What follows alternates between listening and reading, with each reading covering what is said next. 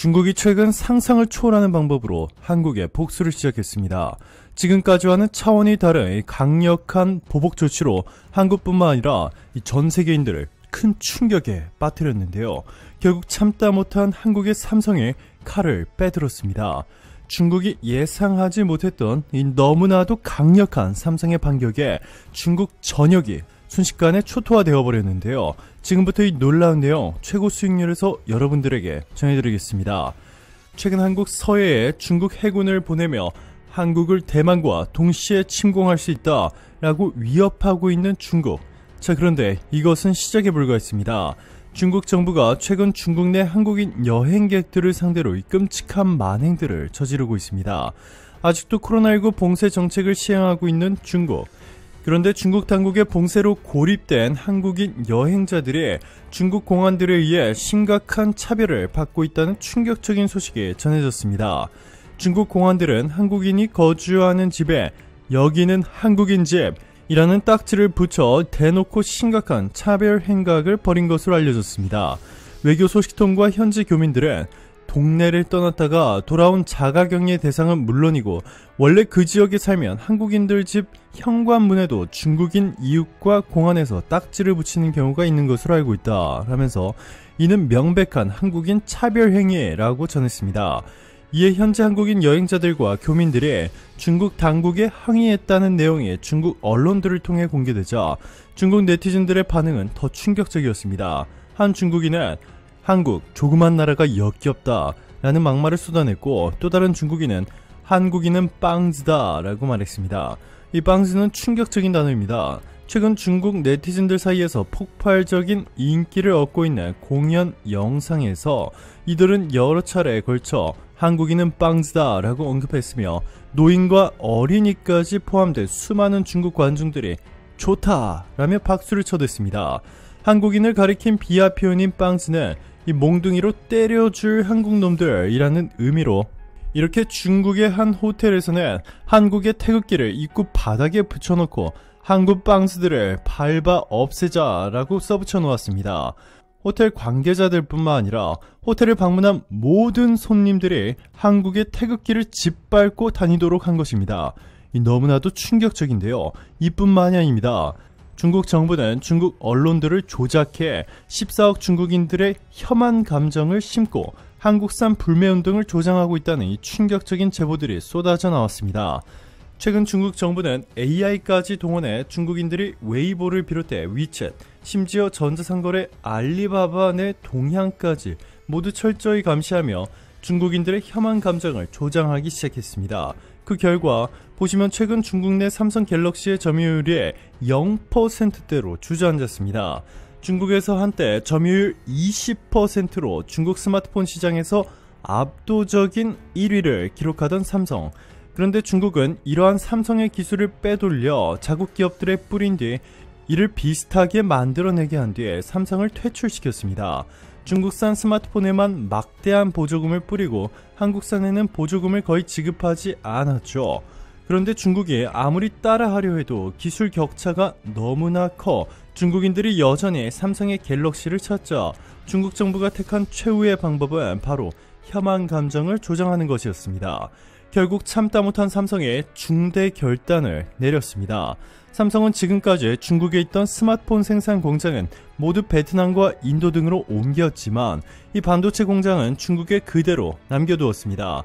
사실 삼성의 중국 스마트폰 공장보다 이 반도체 공장이 규모면으로나 현지 고용 인원 및 급여 수준으로 봐도 압도적으로 스케일이 큽니다. 지난번 삼성의 중국 내 스마트폰 공장들이 한 번에 철수하자 중국 후이저우시 전체가 쑥대밭이 됐던 건 모두들 기억하실 겁니다. 삼성 스마트폰 공장이 문을 닫은 뒤 유령 도시가 됐다. 홍콩 사우스차이나 모닝포스트는 11일 광둥성 후이저우 현지 르포 기사 제목을 이렇게 달았습니다. 삼성이 떠나면서 지역 경제에 미친 파장은 엄청났습니다. 홍콩 사우스차이나 모닝포스트에 따르면 공장 인근 업체의 최소 60%가 잇따라 문을 닫았고 후이저우 공장과 연계된 광둥성 내 공장 100곳도 생산을 중단했습니다. 홍콩 사우스차이나 모닝포스트는 후이저우 지역 소비가 죽어가고 있다라고 전했습니다. 후이저우의 한 편의점 주인인 리화 씨는 8월에 비해 매출이 80% 줄었다라며 약국, 슈퍼마켓, 식당, 임대주택, 호텔까지 삼성 공장 직원의 소비에 기대지 않은 곳이 어디 있나 라고 호소했습니다. 중국인 삼성 근로자들이 살던 공장 인근 아파트 임대 가격도 뚝 떨어졌습니다. 공장 인근 식당 주인 리빙 씨는 지금은 텅 빈 테이블만 남았다라고 말했습니다. 공장 폐쇄 충격은 후이저우에서 100km 떨어진 광둥성 둥관에까지 미쳤습니다. 한때 삼성 후이저우 공장에 납품하며 중국의 주요 로봇 산업 기업으로 떠올랐던 광둥 스마트 그룹이 직격탄을 맞았습니다. 이 수년 전만 해도 직원이 1만 명이었던 이 기업은 현재 3,000명으로 줄었고, 그나마 삼성 공장 폐쇄 뒤 3분의 2가 일감이 없어 격일제로 근무하고 있습니다. 일부는 3개월 강제 휴가를 가야 하고, 일부는 일주일에 하루 이틀밖에 일하지 못하고 있습니다. 홍콩 사우차이나 모닝포스트는 전문가를 인용해 삼성 공장은 후이저우에서 완전한 공급 네트워크 생태계를 만들었다라며, 광둥성 공장들은 삼성 없이 운영이 어렵고 이 작은 상점, 식당들은 더더욱 버틸 수 없다라고 전했습니다. 자, 그런데 중국 내 삼성 반도체 공장 철수는 스마트폰 공장 철수 때와는 스케일이 다릅니다. 삼성의 중국 시안 반도체 공장이 중국 경제에 미치는 영향은 스마트폰 공장의 10배에 달하는 것으로 알려졌습니다. 스마트폰 공장 철수 때는 후이저우라는 중국 시 하나가 날아갔지만, 삼성의 시안 반도체 공장이 중국에서 철수해 다른 나라로 완전히 옮겨버리는 순간 인근 중국의 시 10개가 한 번에 쑥대밭이 된다는 것입니다. 이 때문에 중국의 2인자로 불리는 리커창 총리가 직접 공장을 방문해 삼성에 잘 보이려 애쓰고 있는데요. 삼성이 이번에 중대 결단을 내렸습니다. 삼성이 내년 7월부터 베트남에서 반도체 부품 생산을 시작하기로 했는데, 삼성 반도체 부품이 베트남에서 생산되는 건 처음입니다.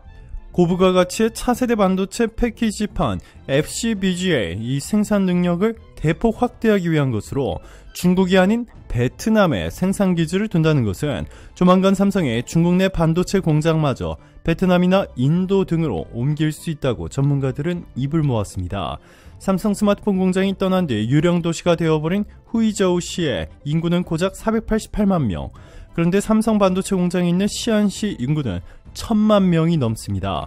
여기에 함께 타격을 받을 것으로 예상되는 청두시와 충칭, 우한시, 정저우시, 란저우시까지 합하면 그렇지 않아도 최근 경제가 붕괴하며 빠르게 추락하고 있는 중국이 국가 부도 사태를 맞이할 것이라 전문가들은 말하고 있습니다. 이는 삼성을 벤치마킹하고 있는 전세계 수많은 기업들이 삼성의 전략에 발맞춰 중국에 있는 모든 공장들을 폐쇄하고 삼성을 따라갈 수밖에 없기 때문에 중국이 받는 타격은 상상을 초월합니다. 기존에 6만 명이었던 삼성전자 임직원을 1만 명으로 줄여버렸습니다. 중국 내에서도 급여뿐만 아니라 복지와 임직원들의 만족도가 항상 1위였던 삼성이었는데, 무려 한 번에 중국인 5만 명이 최고의 일자리를 잃어버렸습니다.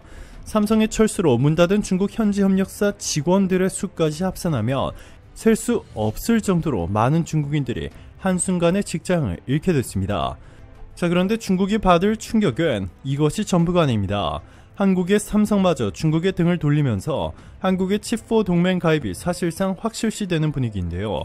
칩4 동맹은 미국과 한국, 일본, 대만 이렇게 4개국의 반도체 동맹입니다. 한국의 삼성과 SK하이닉스, 미국의 어플라이드 머티리얼스, 마이크론, 인텔, 브로드컴, 퀄컴, 그리고 일본의 도시바, 르네사스, 대만의 TSMC가 하나로 똘똘 뭉쳐 중국을 완전히 고립시켜버리겠다는 것인데, 이렇게 되면 중국은 스마트폰과 TV뿐만 아니라 심지어 자동차도 생산하지 못하게 됩니다. 반도체가 들어가는 모든 기기들을 생산하지 못하게 되는 것으로 중국은 국가 부도를 넘어 중국 경제 100년 전 상황보다 못하게 추락해버릴 수 있습니다. 말 그대로 완전히 국가 전체가 초토화되어 버릴 수 있다는 것이죠.